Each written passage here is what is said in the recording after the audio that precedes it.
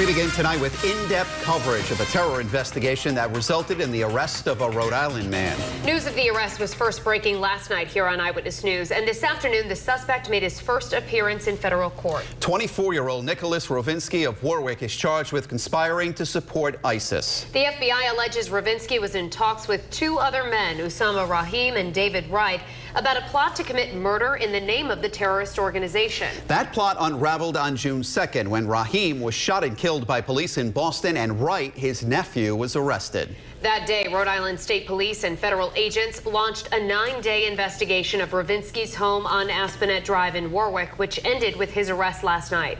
Eyewitness News reporter Susan Campbell is standing by live in Warwick, and Target 12 investigator Tim White has details on the prosecution of terror cases in Rhode Island. But our in-depth coverage begins at federal court in Boston with Eyewitness News reporter Jared Pliner.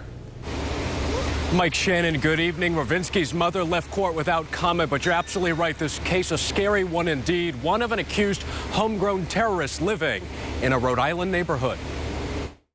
24-year-old Nicholas Rovinski of Warwick's Aspinet Drive, who prosecutors say also goes by the aliases New Amriki and New Al-Andalusi, seen in this particular photo wrapped in some type of scarf or keffiyeh, now charged with conspiring to support ISIS through the killing of Americans here at home.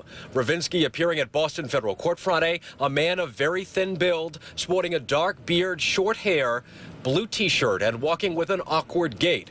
Rovinski's mother came and went from court without comment. The Rovinski home had been under close watch ever since police shot and killed 26-year-old Usama Rahim in Roslindale on June 2nd. They next arrested David Wright of Everett. Prosecutors say Rovinski met Wright on Facebook a year ago and that the men communicated by phone and text message. Eventually, all three men meeting at a beach near Aspinet Drive on May 31st to plot the beheading of Pamela Geller, who organized a Muhammad cartoon drawing event in Texas. That plan allegedly abandoned in favor of a plot to behead law enforcement officers.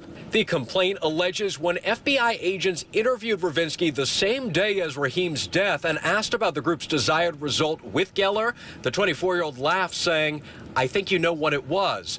Prosecutors also say Rovinski told agents he feels non-violent Muslims aren't true Muslims, and he feels he is at war with those who oppose ISIL and will not submit to the establishment of an Islamic State in the United States, wishing to fight for the cause.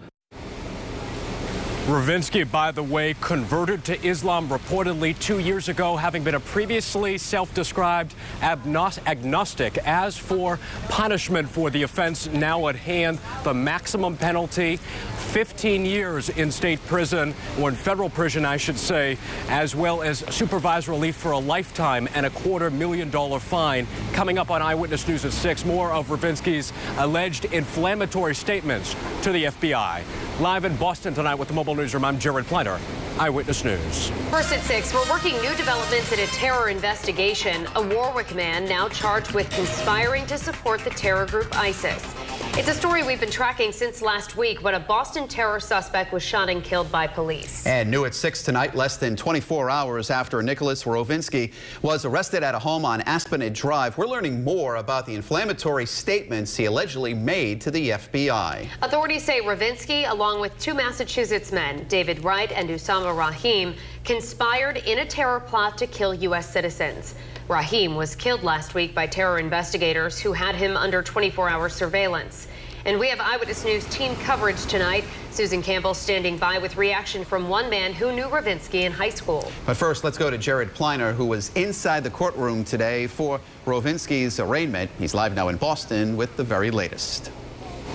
Mike Shannon, good evening. For now, Nicholas Rovinski remains held without bail. Prosecutors argue he is a danger to the general public, and the criminal complaint tonight is as detailed as it is disturbing. Some social media photos of 24-year-old Nicholas Rovinski of Warwick, now charged with conspiring to provide material support to ISIS. Rovinski appeared in Boston federal court Friday. His two alleged co-conspirators, 26-year-old Usama Rahim, shot and killed by police in Roslindale, Massachusetts on June 2nd. The surviving one, David Wright of Everett. Prosecutors say their plot was to perpetrate beheadings, including on police officers, and that one of those discussions took place on a beach near Rovinski's Aspinett Drive home. The complaint alleges Rovinski told Wright in a phone call, "This country is messed up from its founding days," and later told FBI agents during an interview there are 3 options for non-Muslims: convert to the true faith of Islam and live under Sharia law, pay a tax or fee to the Islamic regime, or be put to death. The government also alleges Rovinski celebrated American deaths, commenting on a YouTube video of the deadly Philadelphia Amtrak derailment.